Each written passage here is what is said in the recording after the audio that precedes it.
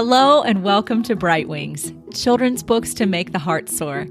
I am your host, Charity Hill. The purpose of this conversation is to help mothers and fathers identify books that will liberate their children to embrace truth, goodness, and beauty. I am reviewing 2 books for you today as part of an ongoing project within Bright Wings called Books Worth Reading. In these book reviews, I try to share with you enough information as well as my own opinion so that you can decide whether the book that I'm talking about is worth reading. The idea is that I share the pluses and minuses with you. I share my interpretation and judgment with you, and then you get to exercise your judgment. We're going to look at 2 books, and the first is Beauty, a retelling of the story of Beauty and the Beast by Robin McKinley. And the other one is Snow and Rose, published in the past few years here by Emily Winfield Martin. For a girl who loves historical fiction, you've heard a lot about fairy tales from me here on Bright Wings Children's Books. Frankly, I didn't start thinking about fairy tales until this podcast, but it's an interesting thing to have been thinking about for the past couple years. In these extended retellings, so they're novel-length retellings, the first one, Beauty by Robin McKinley, it was published in 1978. That means almost 45 years ago by this point. What struck me about this book is my experience after reading it of thinking, where have you been all my life? I loved this book. That's a hilariously biased way to begin a book review, but there you have it. So what are some of the features of this book, Beauty by Robin McKinley? What's fun is to look for, the features that set it apart from other tellings. So I'll be pointing out some of those. What I loved about it is that it had notable character development.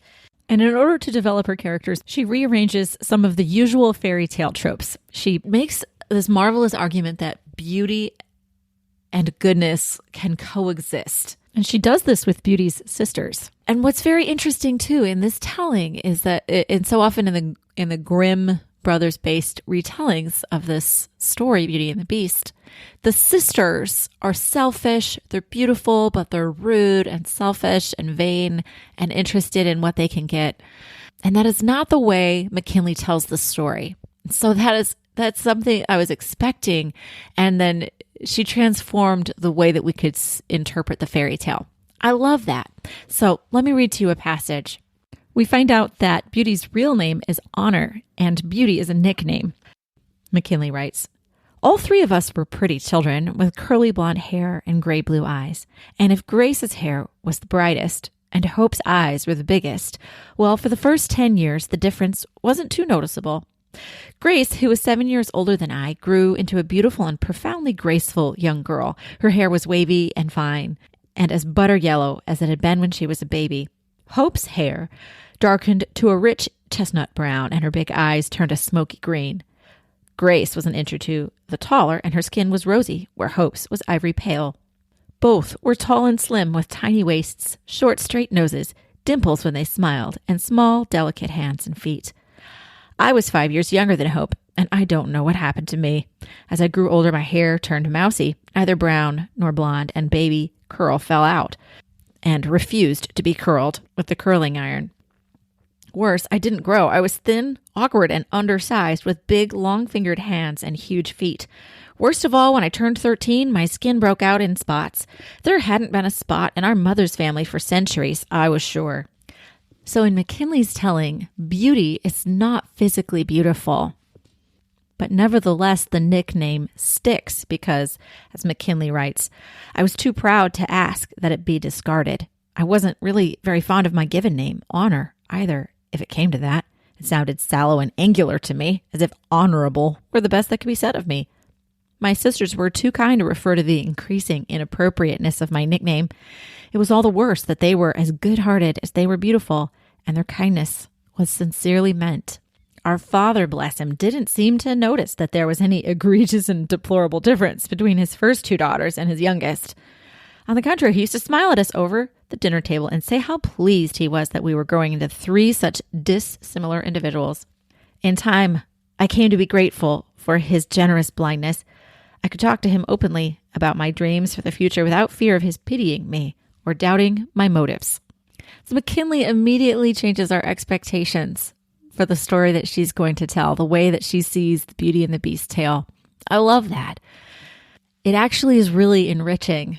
It rounds out the characters and gives them nuance and complexity and texture. So we see that Beauty's problems are more interior. In the Grimm fairy tale and in Disney, Beauty has a kind of character that's already there, only nobody can recognize it. And so she kind of needs the opportunity of the Beast to show forth who she is. In McKinley's telling, one of the things that's under development is Beauty's character. It's not yet achieved. And there's situational conflict. The family loses their fortunes, right? But the conflict is more interior. The conflict is not with her sisters. And their goodness and their care are believable. They're not flat. And in fact, this only highlights Beauty's need to develop her identity. It would be a marvelous thing to ponder and discuss with your child how Beauty's nickname, Beauty, and the actions that she takes really transform our understanding of the meaning of the word honor. In McKinley's telling, the father has arisen from nothing. He was a craftsman who built ships, who then became a merchant. And he married a noblewoman.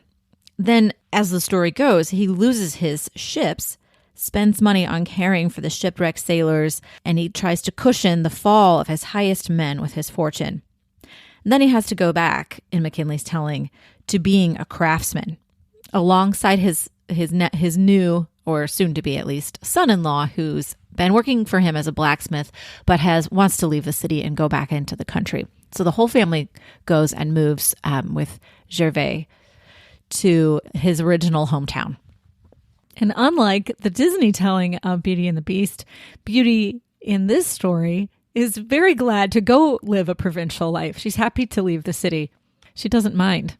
She prefers the simple people rather than the high society. Beauty loves books. We understand that she loves, she knows Latin and Greek, and she loves, if she loves anyone, it says she's in love with Euripides. And she used to read Greek to her horse. That's the other thing that pulls her away from her books, is her horse, Greatheart. Of course, in the fairy tale, the family's change of fortune is just one of the things that drives the plot, and it's not given a lot of development. Nothing, right, is given a lot of development in fairy tales. We just mostly get the facts. But McKinley does a wonderful job filling out what happens in this change of fortune. So, for example, Beauty's sister, Grace, was engaged to a sea captain, and his ship is lost at sea. We know nothing about what happens to him, and this is Grace's sorrow. And her father's sorrow is the loss of his business and his livelihood and his whole way of being in the town. So the change of fortune and the journey to the new town in the country to the north, in all of this, we see their character develop. As they get used to the relative poverty, and we see how hardship develops them. Beauty's older sisters, Hope and Grace, get used to doing housework. And though their hands become red and calloused, they don't develop calluses on their hearts. They're able to live without resentment and continue to be good to each other and care for each other. This contrasts with the Grimm fairy tale, right? Where the change of fortune shows the poor spirit and the poor character of the sisters. The change of fortune reveals what weak character they have. Beauty's role in their new life, in their new situation, is that she hauls wood and chops wood and assists Gervais and her father in their tasks.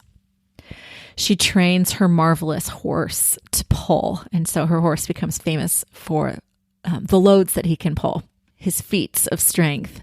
Beauty grows, and she becomes strong in body and tan. And just like in the fairy tale, perhaps you remember, her father gets news of one of his ships is coming back to port, one of his ships that was suspected to have been lost.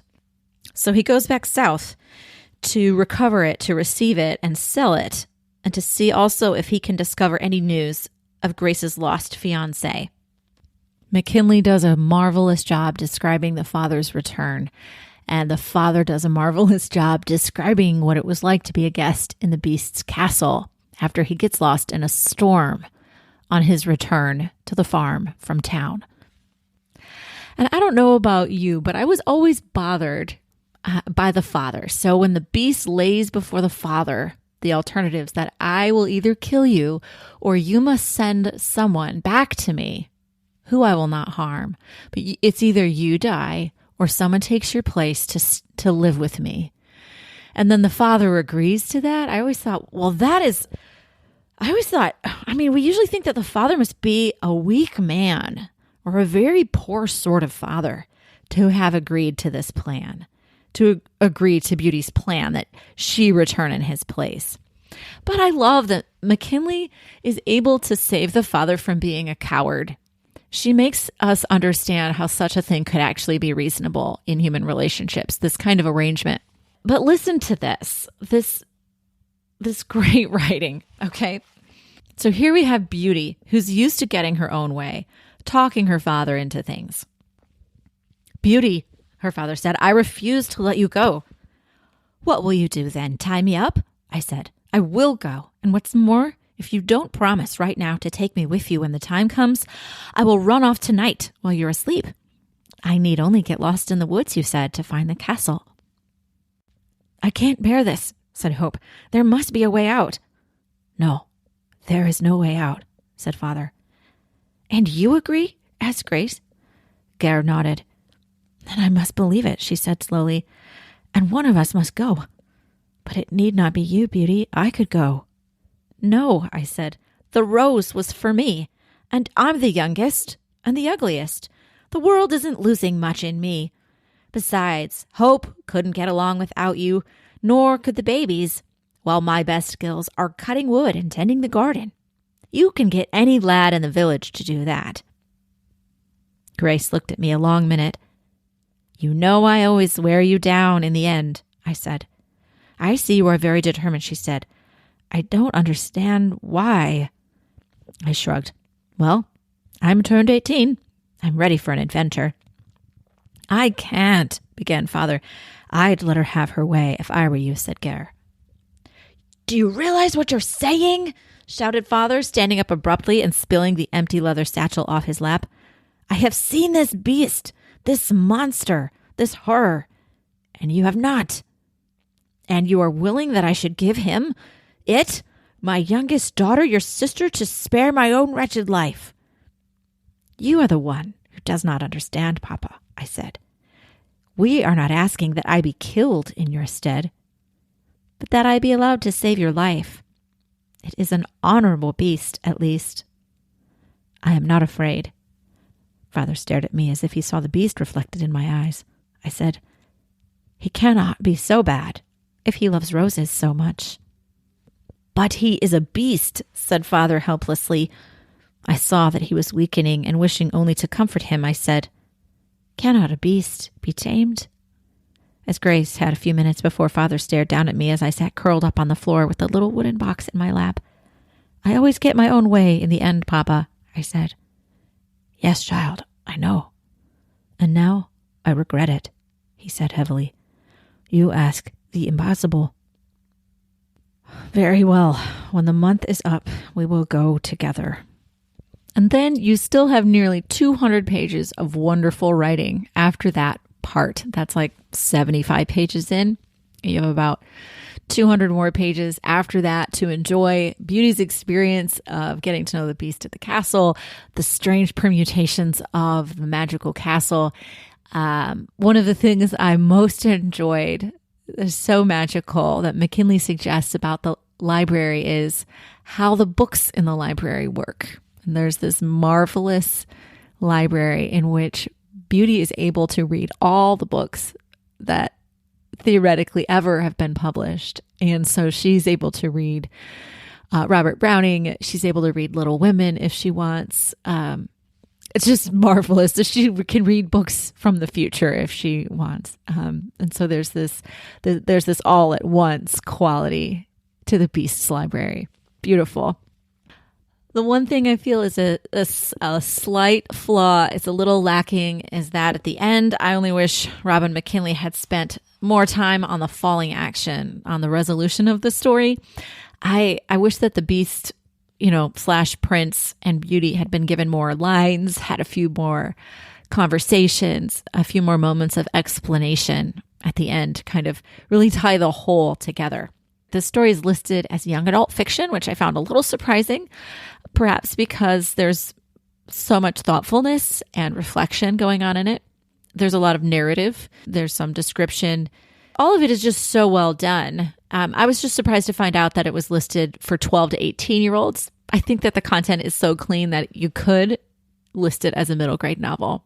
The romance in it is very sweet and basic. There's a kiss, there's blushing, attraction, but it's very mild. It must have been given a young adult rating because of its level of reflectivity and self-awareness and character development, all of which I think our younger children could have more of. So, beautiful book. Even though you know how it's going to end, it is so deeply enjoyable. Next, I'm happy to talk to you about Snow and Rose, which is written and illustrated by Emily Winfield Martin. It was published in 2017. The illustrations in it are really lovely, really lovely. Aspects of them seem a little sketch-like, a little, have sort of features of watercolors to them, kind of nature drawing work. The illustrations, as well as the writing, do have occasionally this surrealist feel to them. I would say Snow and Rose, more than Robin McKinley's novel-length telling of Beauty and the Beast, I would say Snow and Rose in this retelling, Emily Winfield Martin keeps the kind of chiaroscuro, the light and dark quality that is characteristic of fairy tales. I would say that she kind of maintains that in a certain way, even over the long retelling. The bones of this story feel very similar, and you almost think by the end, I feel at the end as though I've discovered very little extra in a certain sense. Although she gives us a lot more detail about things that perhaps happen off stage. So one thing that Martin does is that she reverses the roles of Snow and Rose, as far as I can tell from the Brothers Grimm telling. So in the Brothers Grimm telling, Snow is more gentle and calm and sweet and more of a homebody than Rose. In Martin's telling, Rose is more shy, but also more measured and self-controlled. And Snow is more willful, more bolder, capable of anger and force even. And she's a brunette with rosy cheeks. Snow is blonde and fair and blue-eyed. One thing that sets the novel Snow and Rose apart from the fairy tale Snow White and Rose Red is that we definitely have a more fairy tale-like forest in the novel than we do in the short form of the fairy tale. So the woods, even at the end, the woods and the creatures are still mysterious to us. What Martin does give us is she gives us the backstory. Why are the girls living in the woods with their poor widowed mother? In Martin's telling, the father has disappeared. He's gone on a journey and he has disappeared in the forest. And this is what causes the family to have a reversal of fortune. And so they move to the woods with their remaining fortune and their remaining possessions, and someone else, and they're living in sight of their old house. Someone else, some rich family, some noble family moves in. They're living in the woods with their mother, who is still dazed and preoccupied with grieving the loss of her husband and the framework of their life together. In both tales, in both the short form fairy tale and in Snow and Rose, the girls are running about the forest. But in Snow and Rose, it is not the mild and safe place in the Snow White as it is in the Snow White and Rose Red fairy tale. So in the Snow White and Rose Red fairy tale, like the girls would just sleep out overnight in the woods on the moss, and their mother knows where they are. They're out in the woods, and she doesn't worry about them in the fairy tale. In this story, the girls discover pretty right away that there's something strange going on in these woods. It's not just that there are bandits in the woods, but the girls and some woodland neighbors are distressed because there's ongoing disappearances of forest people, and there's a growing danger posed to everyone by these extra large forest animals.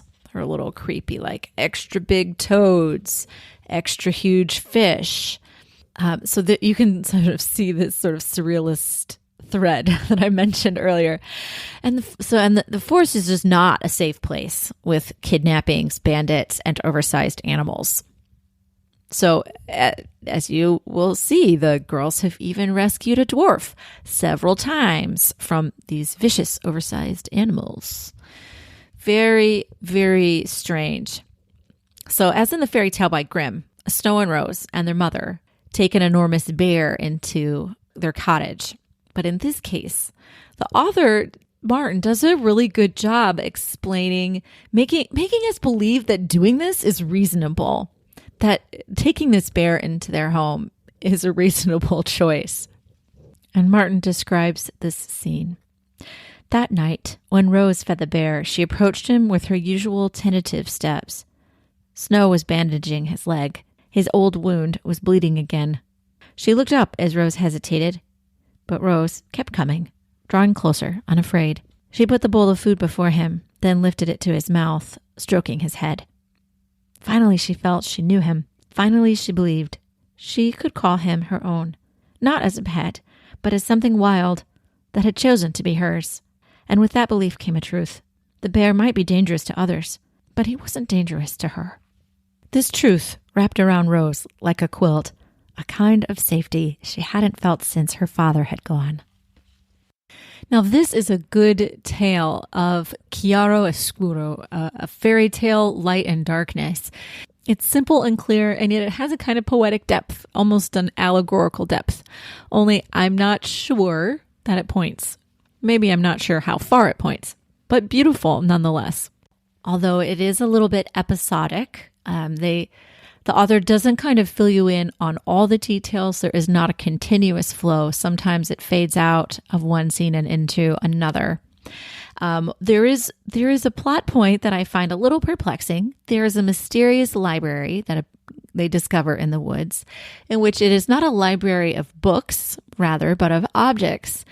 And I think the suggestion is that the objects are in the library and that you check them out and you either create a story with them or you discover the story of the object. It's kind of not clear.